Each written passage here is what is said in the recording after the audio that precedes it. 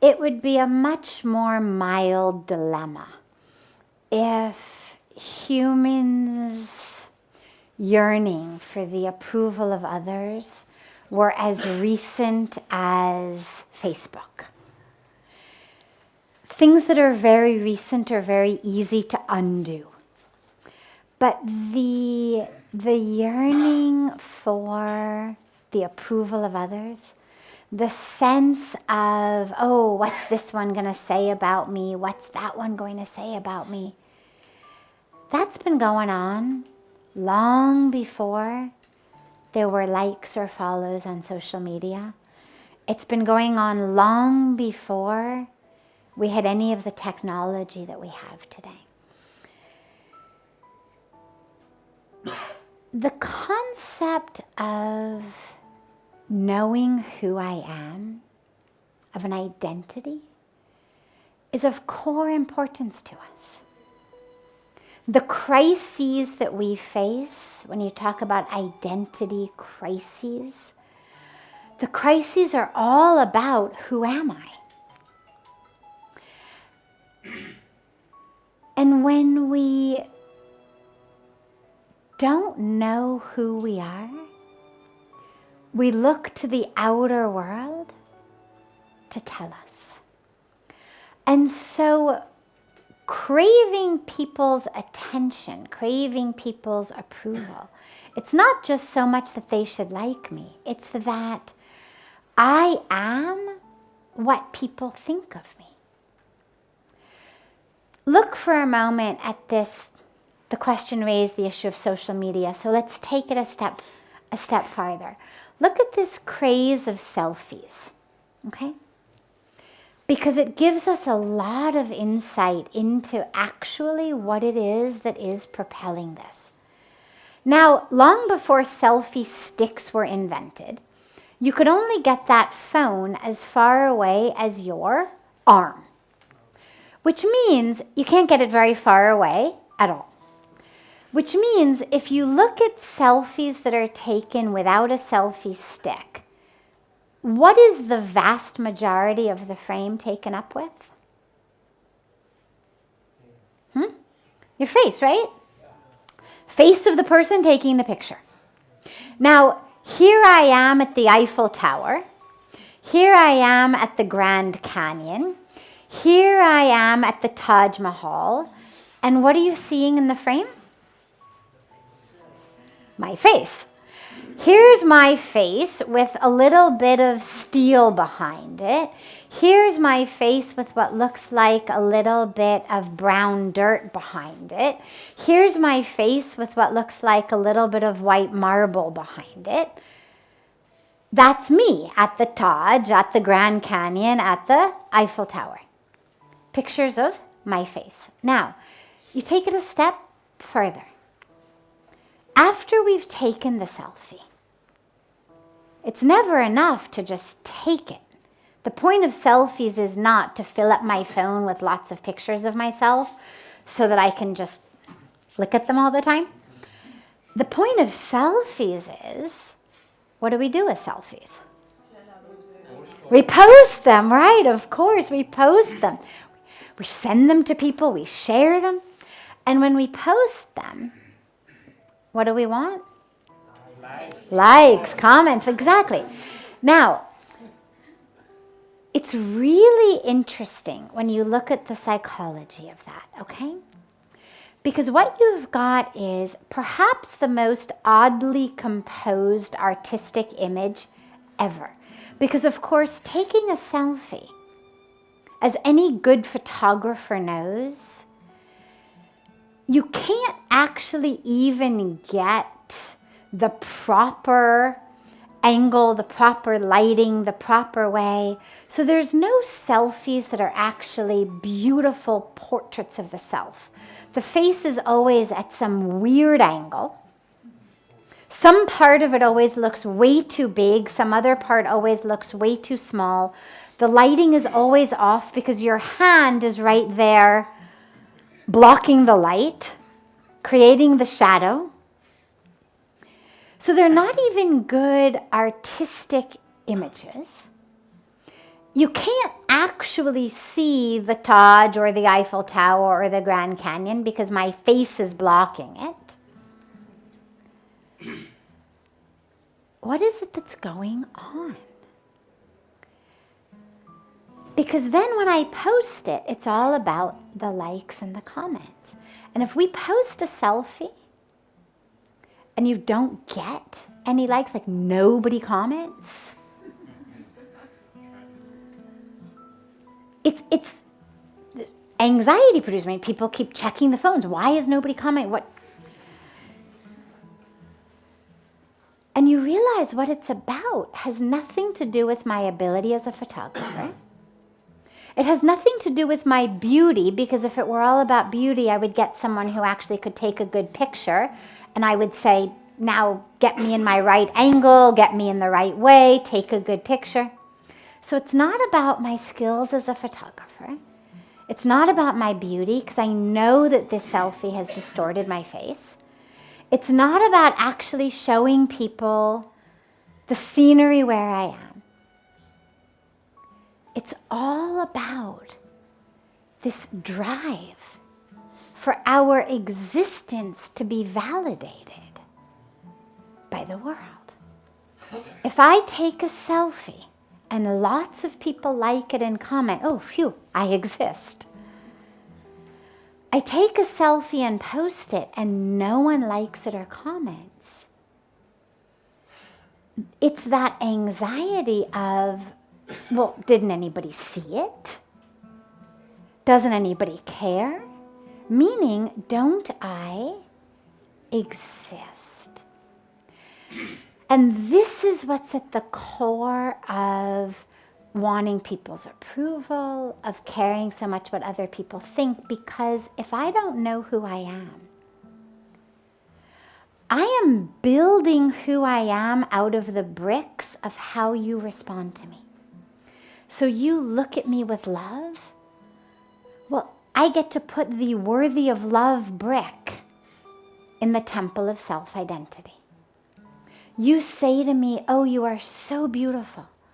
I get to put the brick of beautiful in my temple of self-identity. You say to me, you are horrible and awful. And I put the brick of horrible and awful, the brick of shame, the brick of not enoughness, not rightness, in that temple of self-identity. And so I need you to approve of me, because those are the bricks with which I am constructing my sense of self. And so when it starts to look like a life or death matter to get people's approval, when people around us seem to care in a way that doesn't make any sense to us, what the neighbors think, what so-and-so thinks, what... Realize it's not about that person. It's that that person is a brick. And of course, the people who are close to us are bigger bricks. It's not a temple of self-identity with all equally sized bricks. We all decide who we're going to give the big bricks to.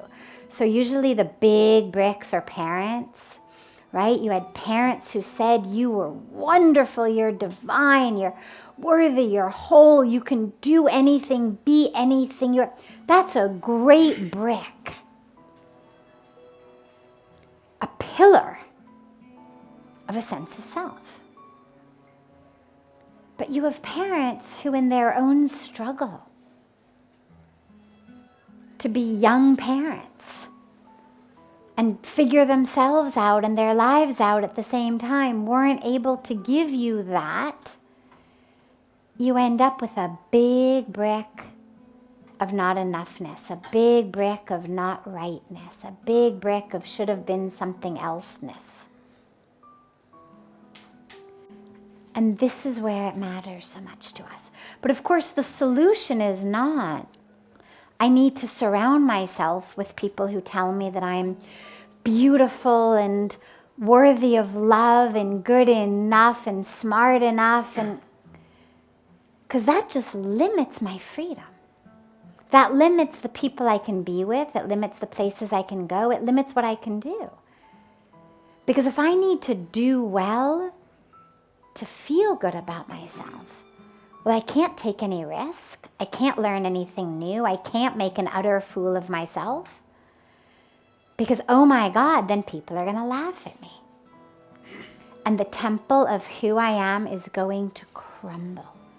And so I actually end up being stuck and in my own jail. And so it's really important that we become self-evident to ourselves, that it's not about what do other people say and do. It's not how do other people look at me. It's not I'm worthy because someone says I'm worthy, someone approves, someone likes, someone loves, someone follows, someone comments. It's I'm worthy because who I am is divine. Because that, of course, creates the other problem. If you start saying, well, I'm worthy because I'm generous, I'm kind, I'm good, I'm honest. Well, then on the day that I'm not so generous, on the day that maybe I wasn't as kind as I could have been, or as honest as I could have been,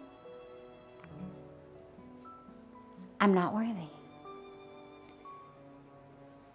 So the goal is not substitute the bricks of other people saying you're worthy because of what you do with bricks of my own worthiness because of what I do. But it's a substitution of worthiness based on what you do to worthiness based on who you are. Worthy because I am divine. Worthy because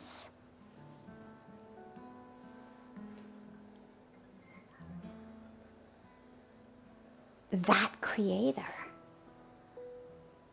that power of creation, that energy, that consciousness, that love that makes flowers blossom and trees give fruit and rivers flow and caterpillars become butterflies and all of that extraordinary, the energy of the universe is within me.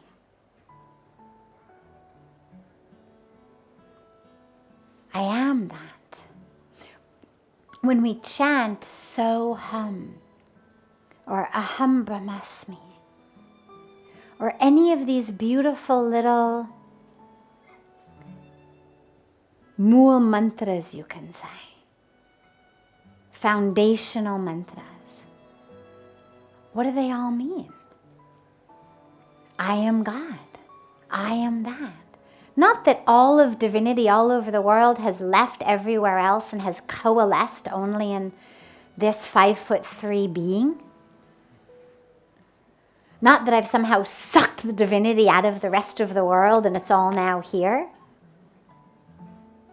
Not that my awareness of my divinity has made me less aware of others' divinity. Rather, it's the opposite. The awareness of who I am gives me an awareness of who others are. Because if I'm divine, so are they. And so this is where the only solution to constantly needing other people's approval, to that social media anxiety, that stand up in front of the class and do a math problem on the board anxiety, that fear of public speaking anxiety, that all of that afflicts us. The solution to it all is the same. When you know who you are, even if people laugh, even if people criticize, even if people condemn, even if people ignore, the temple of self-identity doesn't crumble. Because it's not made of those bricks. It's made of bricks of truth.